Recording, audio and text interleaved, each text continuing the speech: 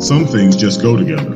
Wine and cheese, flowers in springtime, and yes, books and bottles. We pair your favorite author with your favorite drink. Your host of Books and Bottles, Benita Johnson.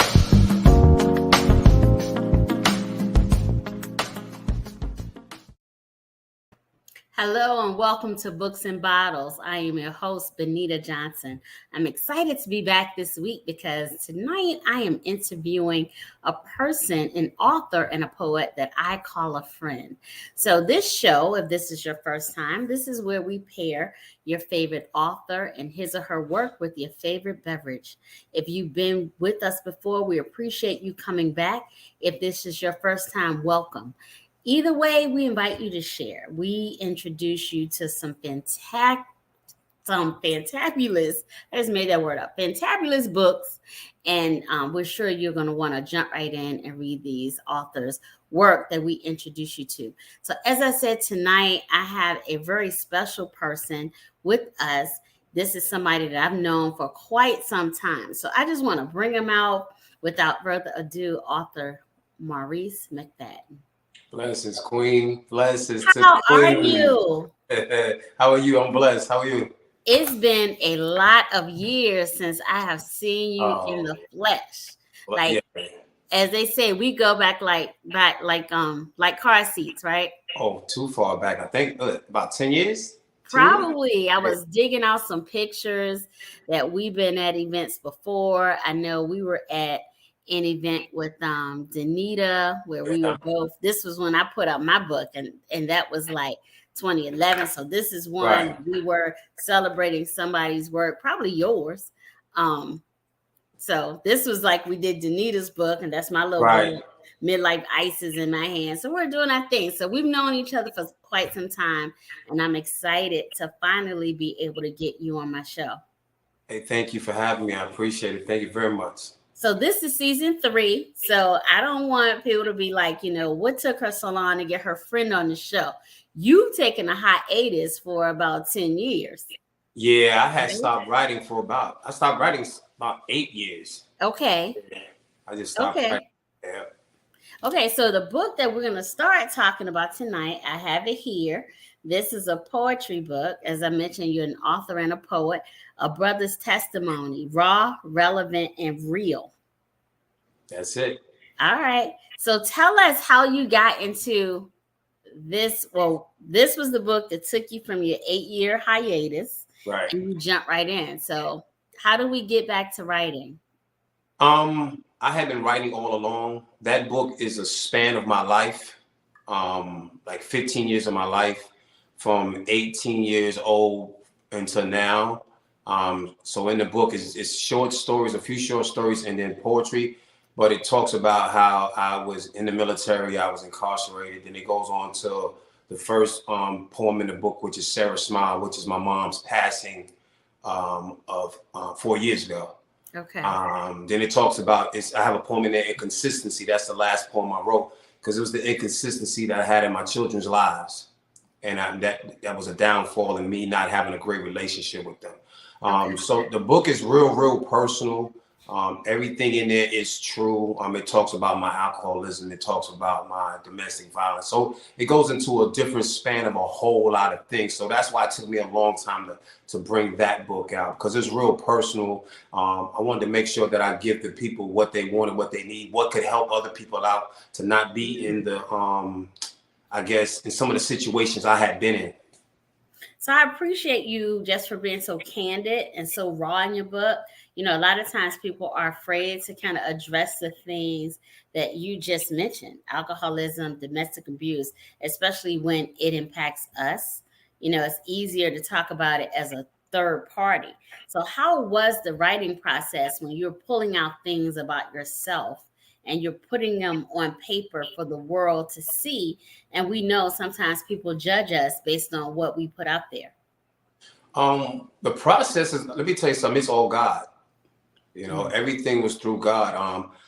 3 years ago, God came to me and told me, look, if you stop what you're doing as far as drinking wise, I will help you get everything that you want, everything that you deserve. So that was the last time I drank alcohol, November of 2018. Okay.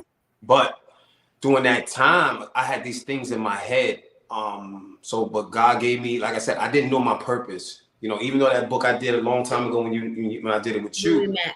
I was playing with that purpose, you know, because I didn't really want to write then. But this stuff right here was real personal. I wanted to write it. The title comes from a play I co-wrote with a friend of mine in New York years ago.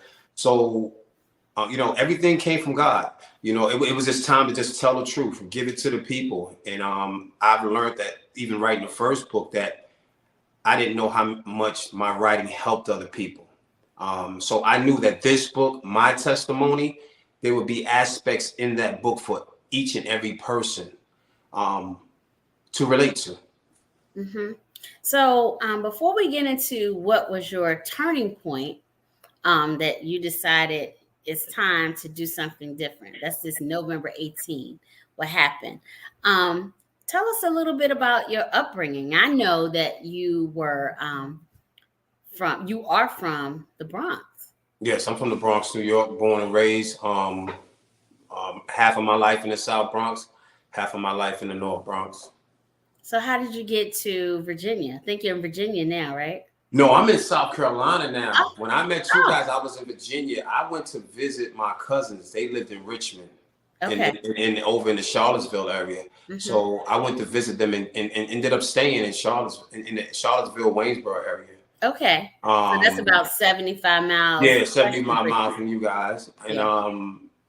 And then, you know, I wrote that first book in 2012. And then, during that time, that's when I was going back and forth with you guys. You know what I'm saying? Coming up to Richmond, Yeah. doing events with Danita and Marsha and all of you guys.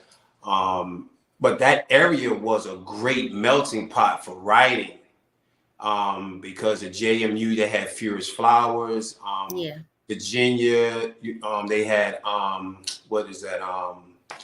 The Virginia Book Festival. Mm-hmm. You had you got Nikki Giovanni up in Yep. She was at Tech. Blacksburg. Yes. Right. You had Rita Dove. She was at UVA. Right. So that area right there was like a conglomerate for writers. And I was Yes. just happy to be a part of that. Oh my God, you don't even understand, you know. So I was in good hands, you know, of being a writer and being a better writer. Yeah. I don't know if you know, I am a UVA alum. And Okay. so I was very proud that, what they were doing in that area, bringing in Black writers in areas that are traditionally overwhelmingly white, Right. bringing in Black writers, because I think it did inspire us. And even today, when my daughter was growing up, I used to send her to this camp, this writers camp that they held every summer at UVA. And it's come full circle because now she teaches at a summer writers camp called The Girls Are All Right, where they encourage Black girls from the area, that UVA Waynesboro area, to write, express themselves through prose. And so it has come full circle. So I do understand that. So what took you to South Carolina, you say? My mom's passed 4 years ago. So I had to go back to New York, deal with some things there. And then after that time, I was lost. You know, I didn't know what I was going to do with myself. My mom's passed. That was traumatic. That's the first poem in the book, but it just talks about how me and my sister had to come to New York and make a decision to take her off the machine. So that was even more traumatic, and it was unexpected. So then I was lost for what I was going to do. But my dad and my sister live in South Carolina. Okay. So what I did, I said, well, the closest thing for me to do, I came to visit somebody in Charlotte, and then I ended up moving to Charlotte, North Carolina. And then I bought a house in South Carolina. So it just made it feasible enough that I was, I'm 6 hours away from my brother in Maryland, and then I'm an hour and a half from my dad and my sister in South Carolina. So it just put me in this spot to really just start all over, brand new, fresh. Didn't know nobody really out here. So I just needed a brand new start. You know, when you met me, I had dreads. Yes. Another traumatic. You even look different. Yeah, it's all gone now. Yeah.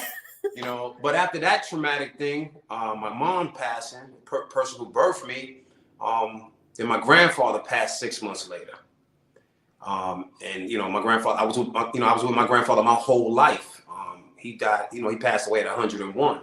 So I got a chance to hear all these stories, and I have, there's a short story in the book called Cypress, which my grandfather told me the story of when he was a young boy growing up and being on the plantation and all this stuff. So like I said, all of this is personal to me, about a brother's testimony. So everything in it is my testimony about my life, you know, the good, the bad, and the ugly. That's why I call it the raw, you know, raw, relevant, and real. Yeah. It is very real. And so you touched on, you know, your transformation. And, you know, one of the pillars of the culture is when we lose important people in our lives, we do change. Right. You mentioned your mom passed 4 years ago. My father passed a year ago, and I cut my hair. And so this is like all the new growth from that transition. And I think that is an African tradition that we do kind of go back to and we kind of take a hold of. And so, you know, because we do go through a change, and Right. I don't know if that change ever ends. So my condolences to you and the loss of your mom. Well, same to you. You know, that's a big thing, because that was the pillar of my family. Yeah. You know what I'm saying? That was a pillar. She, you know, she was the oldest of my uncles and my aunts. So, you know, that took a toll on us. But, you know, it's always time for something new, you know. Yeah. Yeah. So on the back of your book, I got to put on my reading glasses for a second because I can't see. That's something about getting older. Just the part that's no fun. So you mentioned that this story was on your journey to finding God. Right. So was that inspired? That journey, was that ignited or catapulted by your mom's passing? Yes and no. I got resaved again in 2015, but I didn't take it serious about being saved in God. You know, I'm a kid from the streets of New York. You know, I didn't see anything. I didn't look at God the way I should have been looking at God. You know, I thought God was going to take away my coolness. You know what I'm saying? I thought God was going to take away my swag. I thought God was going to take away the person that I was, you know what I'm saying? And when I had the transformation of my mom's passing, and what actually happened was I was with a young lady dating down here, and me and her got in an argument, and I cursed her out. And that night I poured out the glass of wine I was drinking, and I called my pastor, and he was like, "Oh, everything's going to be good. Let's pray." And then that night, for the first time, which we don't do, I called for help. You know, I called it for counseling. I'm a veteran, so I called the VA for counseling. I went in the next day. We talked about it, went into the whole situation about I was a functioning alcoholic. And then after that, I started going to meetings and hearing everybody different stories. And I was like, I had to come to the fact that everything in my life, my marriage, my you know, my divorce, my kids, everything that happened in my life, the number one factor of what made everything a bad situation was the alcohol. Okay. So I had to eliminate that. And then I found that God is a real God. You know what I'm saying? Like he's definitely going to say what he's going to do. And everything that he told me to do, he rewarded me with the things that I thought was important then, but weren't important. You know, I was able to, credit was bad. I was able to get a house. You know what I'm saying? Like in 6 months, you know, brand new job, brand new car. Walked into the dealership, no money down, you know what I'm saying? Was able to bring out, you know, 3 books in less than 1 year. And that's all God. Absolutely. That's all God. You know, I don't take no benefit for any of that. So before we get into some of the poems in your book, I want to talk about the process. There's a lot of folks who want to write, and we can't figure out when we're supposed to sit down and do it. You know, how do we get started? So what's your writing process? My writing process is awkward. I don't sit down and write. A lot of stuff that's in the book, especially Bible verses and stuff, is like I go to church and I just jot down scriptures from church or what was being, you know, what was the sermon in church. And then I cut and paste. Okay. You know, I might be in the kitchen cooking and something come to me, I'll just write it. Or I could be sleeping and I'll jump up and I'll write it down on a piece of paper. And then I take all those pieces of paper and I put them together. Okay. I mean, that's my process. I've never really sat down and wrote a whole poem out. Never really did that. Wow. Yeah. Okay. So you got your book in front of you. Yeah. Turn around and snatch that book, because I want you to do some reading, and I want you to share with us one that you consider. And I know all of these are your babies. The book is Uh-huh. called A Brother's Testimony, Raw, Relevant, and Real. I know these are your babies, but I want you to share with us one that you feel is closest to you.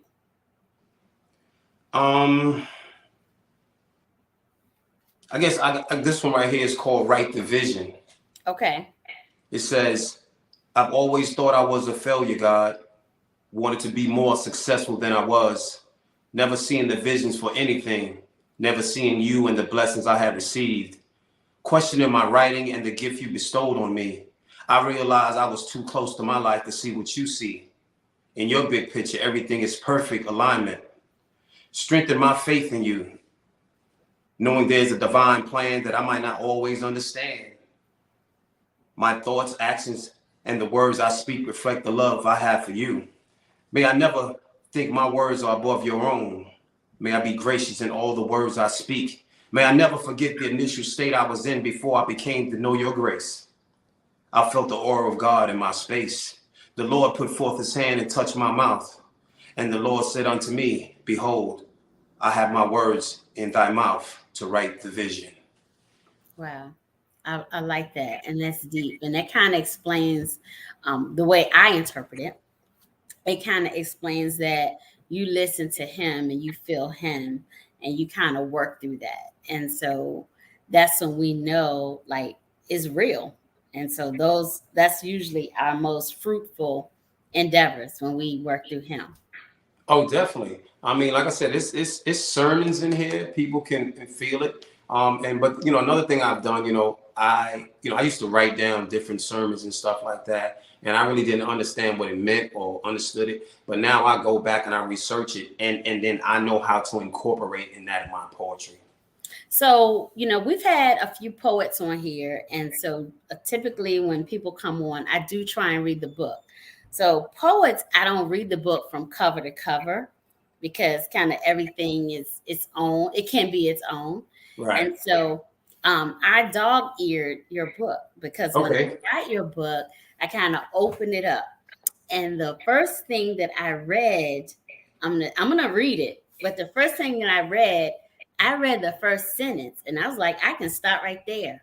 What's And that? so this poem is the one that's called From the Bottle to the Bible. Okay. And the first sentence says, hold on, I don't want to get it wrong. The greatest enemies in my life were my own decisions. Right.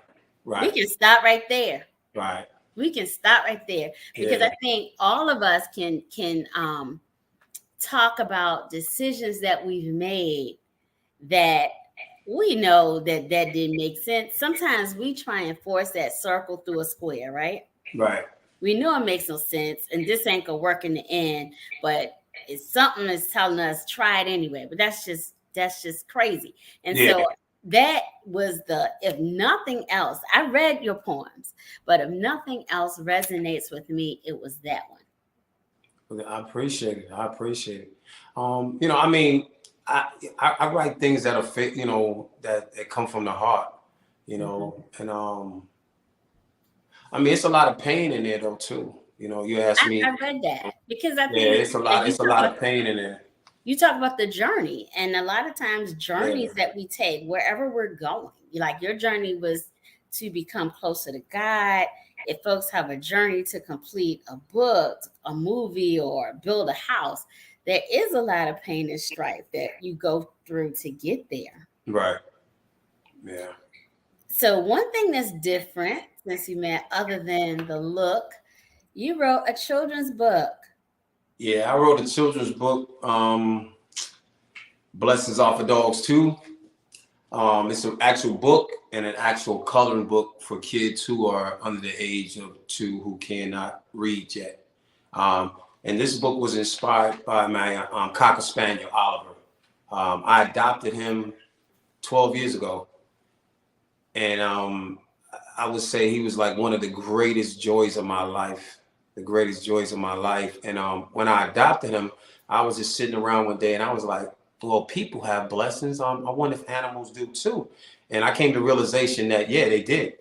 Because from adoption, you know, you have to look at it. And I don't know if people understand that adopting a dog or animal is very, very a real thing, because there's 8 to 12 million animals euthanized every year. Wow. And that's a lot, 8 to 12 million. So when I adopted him, I started writing a book, and I've been writing that book for 8 years. I've just been holding on to it, the whole process of doing that. And I put that together, and that came out last July.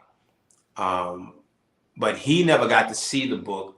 He passed away in April of April of last year. Okay. But so I dedicate this book to him, and in the first beginning of the page, I write to him, thank you for 12 wonderful years, for being my friend, my ride or die, for bringing me so much happiness. Watch from above as I tell the story and give the world a chance to love you as much as I did.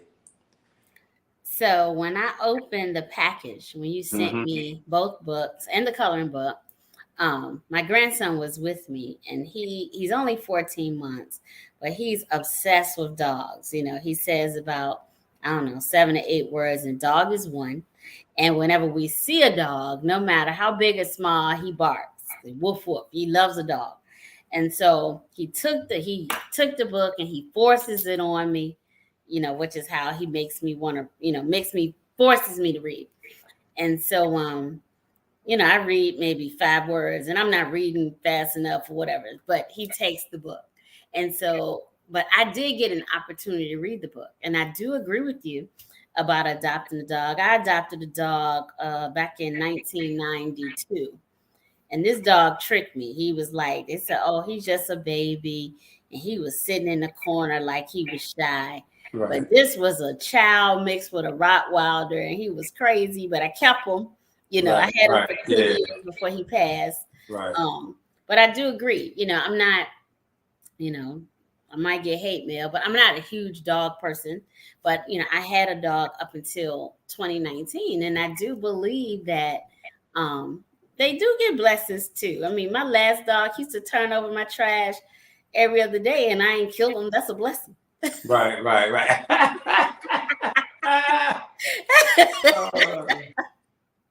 I mean, but you know, dogs are just like kids. You know, when I got my dog, he used to jump in the bed, jump into this, jump into that. You know, like he went everywhere with me. You know, I was taking him places that I said I would never take a dog. I'm like, dog never riding in my car.